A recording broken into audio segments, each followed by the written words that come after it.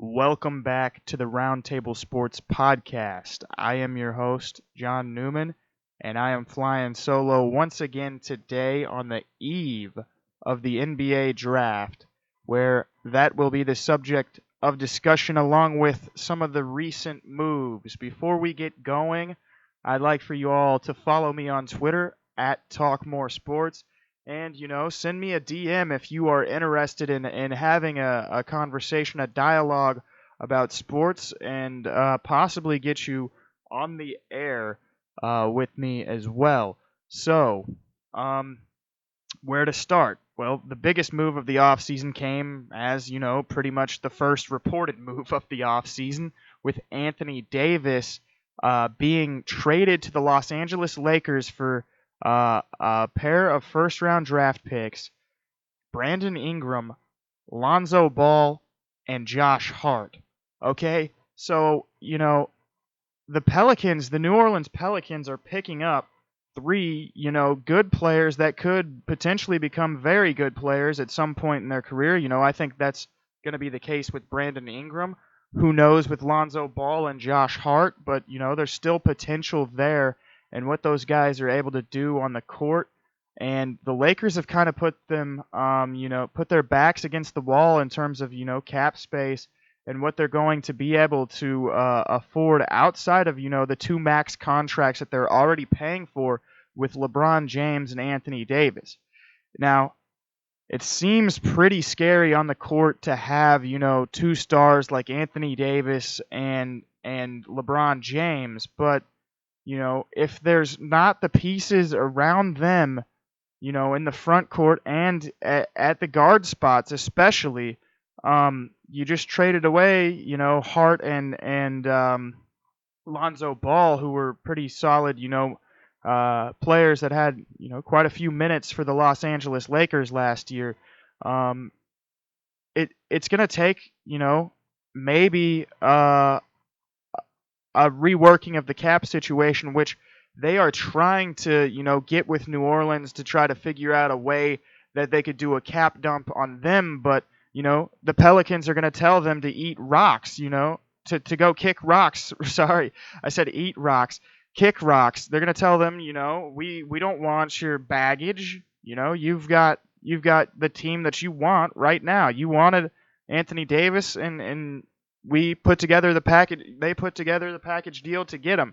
And there's nothing more the Pelicans can do for your cap space situation.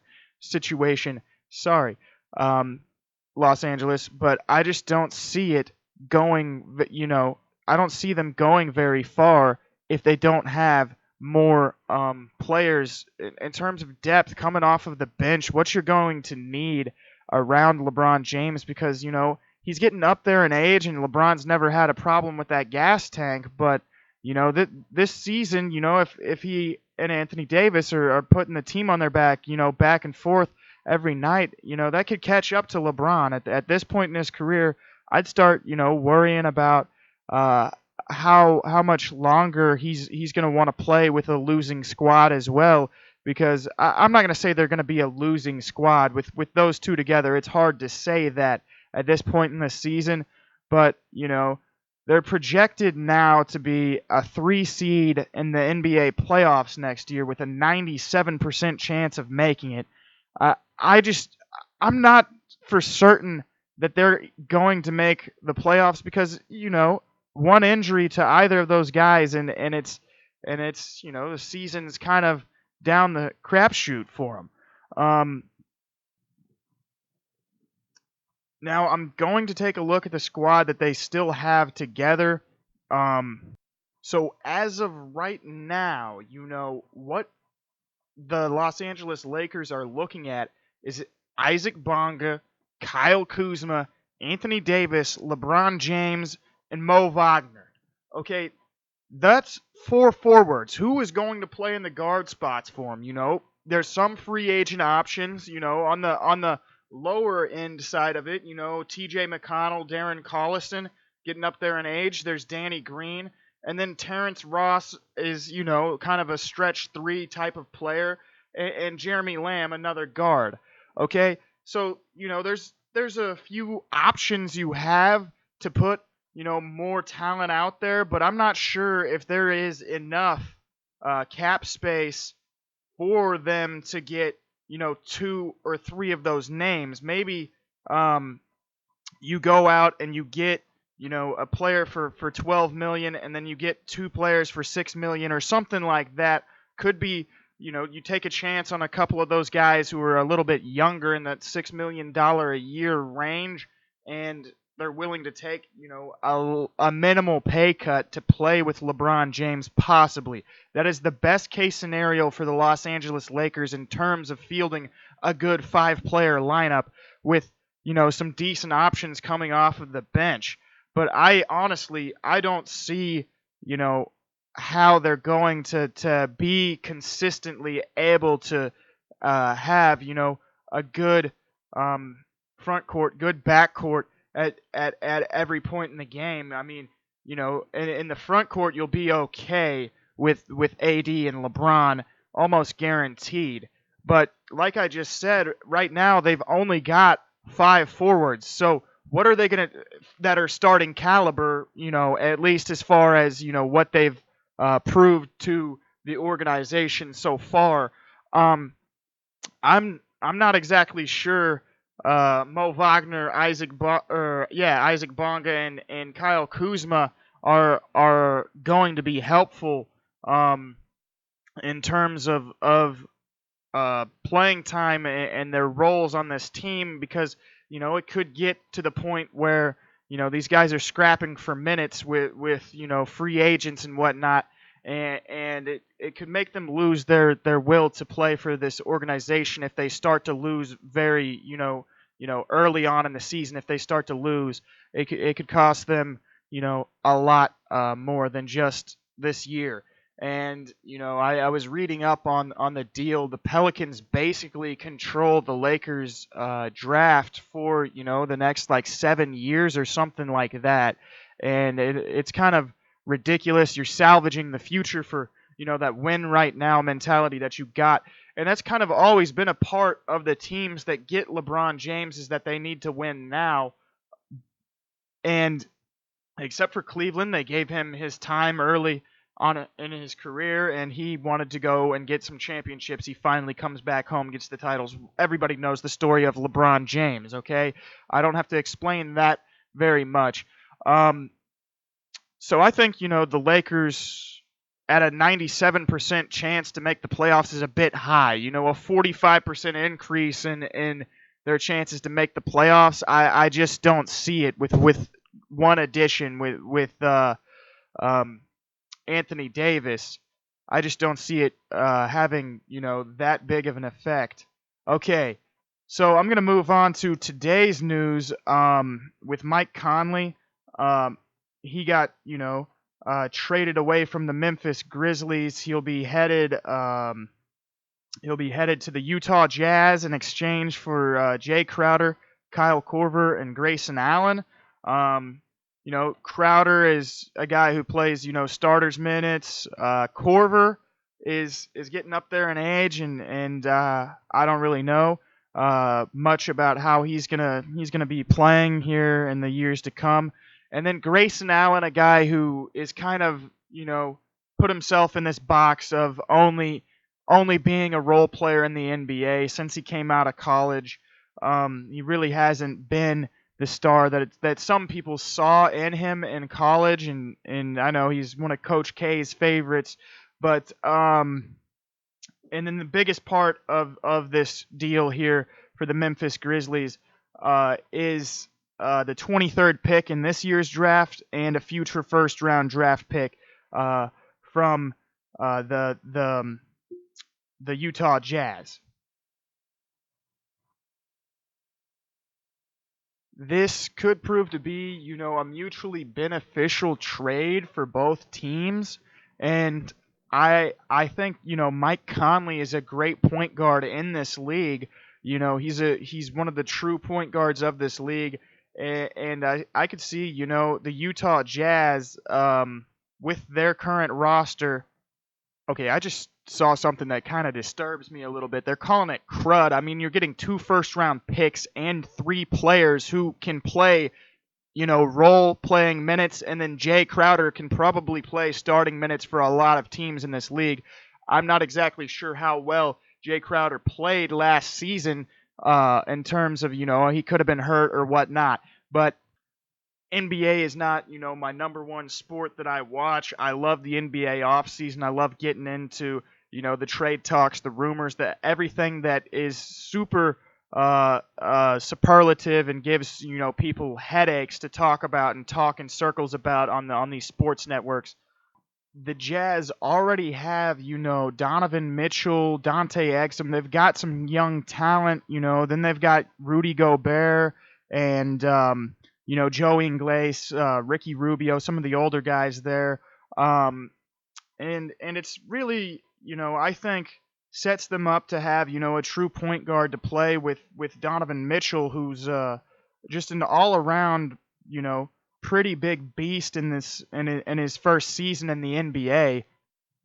His first 2 seasons in the NBA. Sorry, he's over 20 points a game as a two guard that was stretched into the point guard spot sometimes in his first 2 seasons.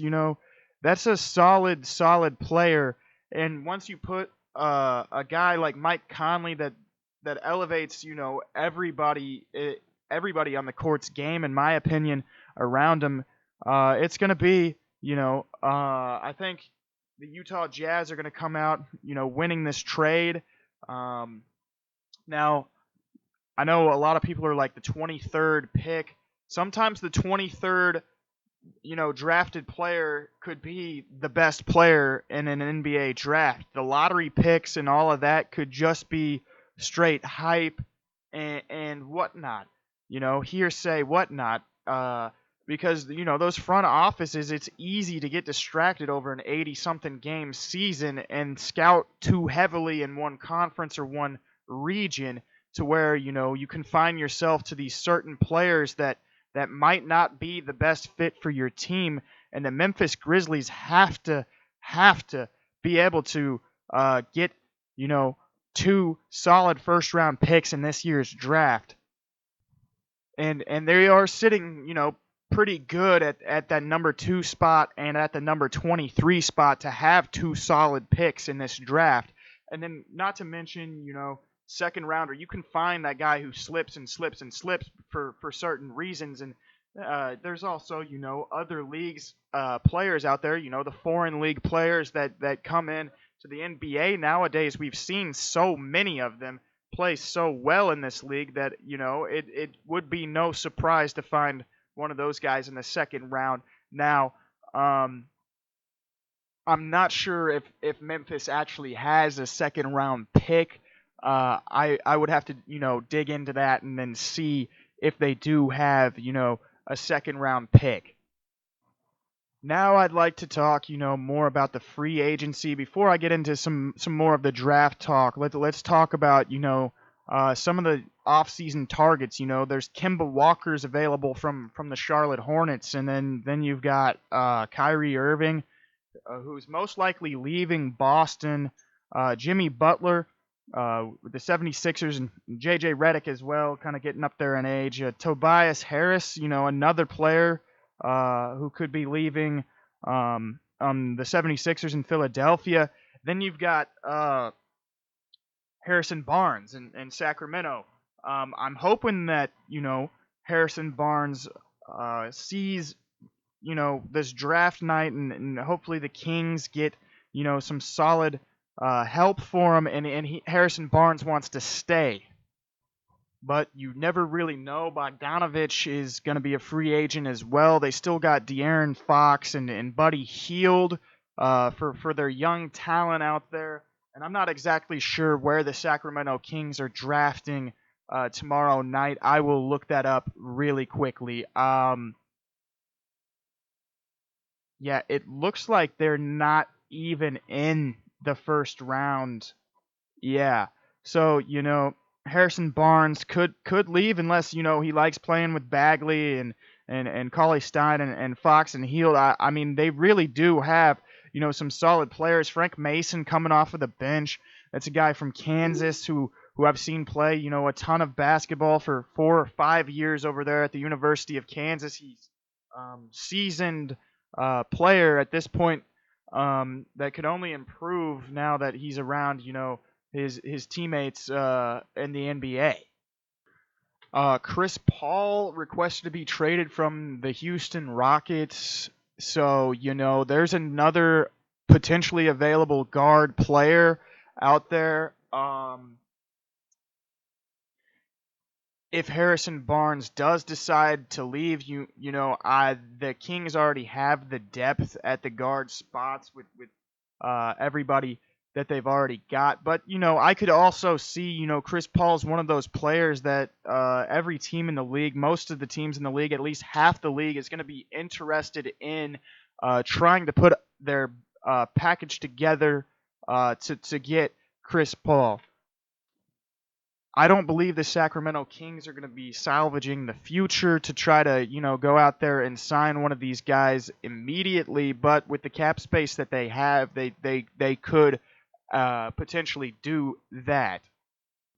We are, 11 days away from NBA free agency starting, and then, I've kind of mentioned some of those guys in order of team, but Kawhi Leonard. Potentially re-signing. He's got the player option with the Toronto Raptors. Same with Kevin Durant and the Warriors, but Durant might be finding his way out the door since an unrestricted free agent on that squad is Klay Thompson, who honestly has been one of their most clutch players over the period of his entire career. There mentioned Kimba and Kyrie already going to be unrestricted free agents, and then Porzingis over there with the Mavericks is a restricted free agent, so the Mavericks will have the ability to make an offer to outbid everybody else who is trying to get Kristaps in free agency. Jimmy Butler, another 76ers free agent. I was talking about Redick Harrison. The Magic are going to be losing Vucevic most likely. The Magic seem kind of like the farm team for the rest of the NBA, and they've kind of been that for a long time. Chris Middleton from the Bucks has got a player option there if he wants to stay and continue to play with Giannis Antetokounmpo and the rest of those Milwaukee Bucks. He can.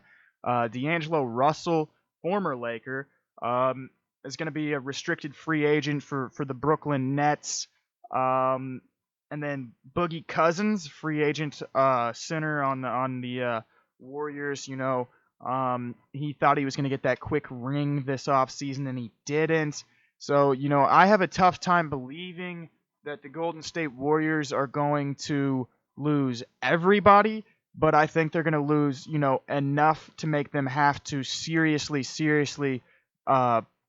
focus on the bench and the role players, kind of, like Toronto did to them this year in the playoffs. They could just, it seems like they could out-hustle them at the key moments of the game because of, the ability to keep the legs fresh. Julius Randle going to be a free agent for the Pelicans. I already mentioned Bojan Bogdanovic is going to be a free agent coming from Indiana. He's going to be unrestricted. And DeAndre Jordan, in my opinion, one of the flashier centers in the league and one of the better centers in the league, could be leaving the New York Knicks, unrestricted free agent. And the Knicks, without Porzingis, the allure of the Knicks for the guys that are there, probably just not there. If they were willing to trade their best player, then they're going to be willing to dump those other guys at some point in the season if it doesn't go well. And that's just kind of, a slap in the face to some guys who want to be there. And then for other guys, it's a huge thank you for letting them out of New York and out of, where, basketball has kind of, died off a little bit for the Knicks organization. And I mean, people in New York are quick to find other teams to root for whenever the Knicks are no longer playing well. and even the Nets fans in Jersey and in the New York upstate region, they probably and in New York City as well, probably also willing to bandwagon to another team quicker than most fan bases are. I'm not exactly sure. I'm not, I'm in Kansas City. I don't have an NBA fan base to connect to the way that these other cities do. But I've rooted for Oklahoma City for a while. I would like to see Durant back in that Oklahoma City uniform, since Russ is still there.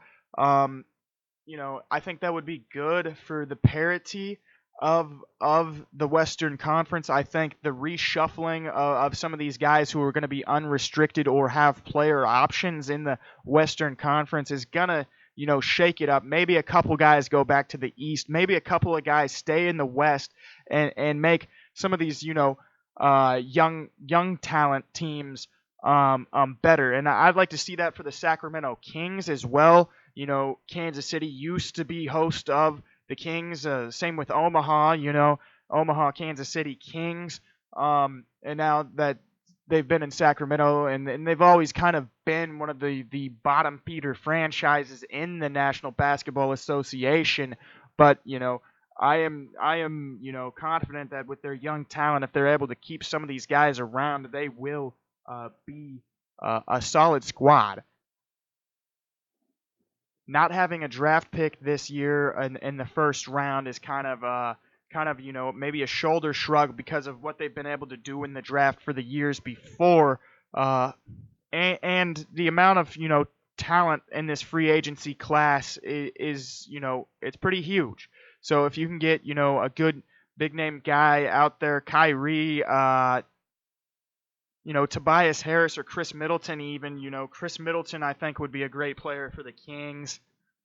And, the Celtics, since they stopped the Lakers run back in, what was it, 07, 08, 09, one of those years, since they stopped that run, I've kind of been a pretty big fan of them. But, now the front office, Danny Ainge, kind of tied up, on the back end of some of these contracts, tied up a lot of money.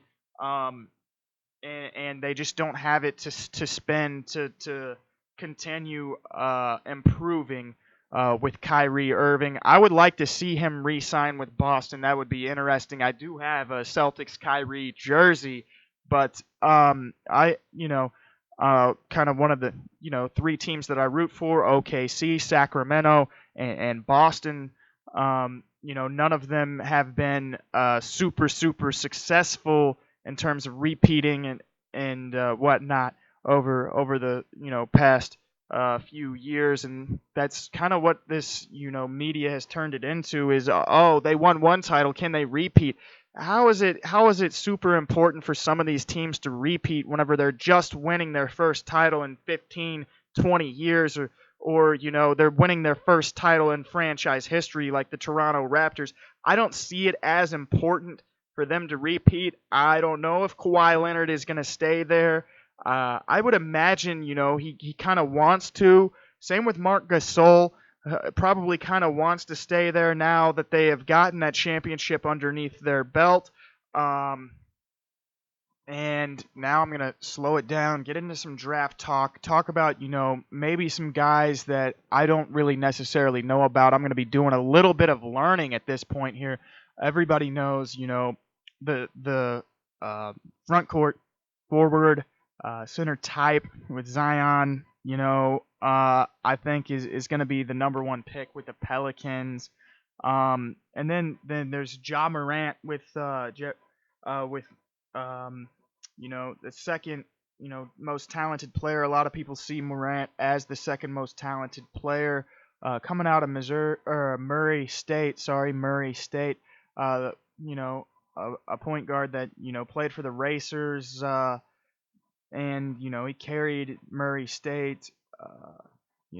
That's maybe as only a sophomore coming out of college. If he's ready for the NBA, to the scouts at this point in his career, there must be plenty of upside in what he's going to be able to do in the league over the course of his first developmental seasons in the NBA. The Knicks are picking third overall. Another Duke player, a 2-3 type of player with R.J. Barrett. He's kind of like that stretch two, kind of a taller, lankier two guard. And I think that the Knicks have a chance to sign one of the bigger named free agents, and then with that third pick, if they go out and get somebody like R.J. Barrett, who coming out of high school was seen as that savage player, and then he puts together a good season as a freshman at Duke, could be a pick there at third for the New York Knicks. The Pelicans are picking again at the fourth spot, and that's the pick that they just got from the Lakers. Vanderbilt freshman guard Darius Garland is one of the names to look for there. There's Jarrett Culver, the shooting guard out of Texas Tech that they could possibly look at. Same with the Cavaliers. I'm not sure that they're going to be looking outside of guard at that pick now. DeAndre Hunter, power forward, could be another pick there. The NBA draft is hard to judge because some scouts have been following around a squad for a long time to determine who's draft worthy, and then some scouts have traveled the world looking for the next big thing. I think it'll be pretty interesting NBA draft night. I don't usually watch the NBA draft because it's kind of a bit more boring than the other drafts for me because I don't watch a tremendous amount of college basketball. Since I am a Mizzou fan and our Mizzou squads haven't been great as of late. But I do know that Duke's got some guys in this draft class. Cam Reddish, another forward, front court player. A lot of people see him as a swing man in the three spot. So yeah. Coming out of North Carolina, you got Kobe White and Nasir Little. I wonder if he is related at all to Mario Little, who played at Kansas. Jackson Hayes, a guy who, for Texas, as the center, as the big man at Texas, he had a great season there. Some people see him, in those lottery picks, those what is it, top 14, top 15 guy. In the late lottery, there's Tyler Herro and P.J. Washington coming out of Kentucky. Two guys to keep in that later lottery picks there. The Celtics are picking 14th overall. I could see them going with a guy out of Kentucky. If the kid out of France, Siku Doom, I can't say his name. If he's still there, small forward, power forward spot, maybe not necessarily the best fit with the way that they've drafted over the course of the past few years with Jaylen Brown. And then, in the front court, they could go with a guy like Bol coming out of I think he played high school ball over there pretty close to me in Olathe, then played college ball in Oregon. I could see him, definitely as the top 20 guy, maybe that 20th pick for the Celtics. The Celtics have another pick there, and they could be looking for, I'm kind of looking at Bleacher Report's predictions. They could be looking for a defensive-minded guard at that spot because, losing Kyrie Irving maybe, a very, very improved over the course of his career defensive player. You could be looking to get a guy who's coming out of college, just kind of fresh, and there is Nicholas Claxton out of Georgia, who potentially worked his way up to that late first round, and he was seen as kind of a second round type of player at the initial start of the scouting season. Could have worked his way up. North Carolina has one more player this the small forward who played all 4 seasons at North Carolina. Cameron Johnson. He's coming in, pretty NBA ready as far as playmaking ability, scoring goes, but there is, limited upside that some scouts and teams see with him already being 23 years old. I'm not exactly sure why you wouldn't take the guy that's NBA ready if you are the Bucks, who already have your key piece in place with Giannis Antetokounmpo. Um, and then, second round, there's still going to be, plenty of talent in the second round of this draft. Uh, I'm not really going to get into the second round very much. I just kind of made a lot of broad statements there on a lot of these guys because, like I said, I didn't really make make the time to watch a whole lot of college basketball. Something that I need to do on Saturday mornings during college basketball season next year, kind of the way that I do with college football. Even if I have to work, I'm turning the biggest game on the radio or whatnot just to get me through. That is, football is my biggest addiction. Listening to football, watching football as far as sports go, and the same with kind of MMA as well. And I kind of wanted to wrap this up by saying that I might not be the best at making predictions for basketball, especially the early predictions, but I'm pretty good at that for other sports, and I'll make possibly make one of the projects that I want to do is a 32 team prediction for the NFL season that's coming up.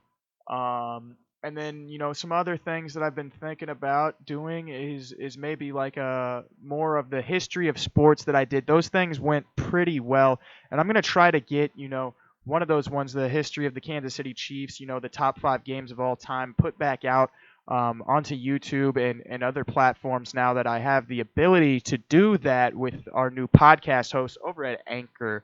And then they are also, allowing us to have a way to sponsor this podcast. My co-host will be coming back soon to Kansas City, so hopefully we'll have more dialogue. It kind of is hard to just ramble by yourself on a microphone. It's much easier whenever you have somebody across from you in person to kind of, help steer the conversation to something, maybe a little bit more interesting or whatnot. And I know it gets kind of boring hearing the same guy's voice throughout an entire episode of a podcast, especially whenever it's somebody who's not well known or whatnot in the sports universe. I'm no Colin Coward. I'm no, oh God, I don't want to. I'm better than Mike Francesca. All right, let's just say that. I don't deliver those stupid ass takes that are literally 100% cold pretty much every time. I would say most of his takes that he says are a hot take or whatever, or he's just babbling on. He's about a 35% shooter in that category. Um, bats around if it's the MLB, he's batting around 190 with about 5 home runs. You might as well just chunk him into the minor leagues. And I think that's kind of why he's gone away from the major networks and started trying to do like the whole podcasting gig. I think I just don't really like Mike Francesca. I'm in terms of his takes and everything, I'm sure he's a great guy outside of that, but his commentary is a bit ridiculous, over the top, whatnot. So it will be nice to have a co-host back to where we can consistently get the scheduling right to where he wants to do it and I want to do it, and we get it done. A lot of the people that I've tried to make episodes with, they have a more important task to do, whether it be school, whether it be work, and it just makes the distance and the time crunch just makes it difficult to put together a good episode whenever you've got a shot clock going.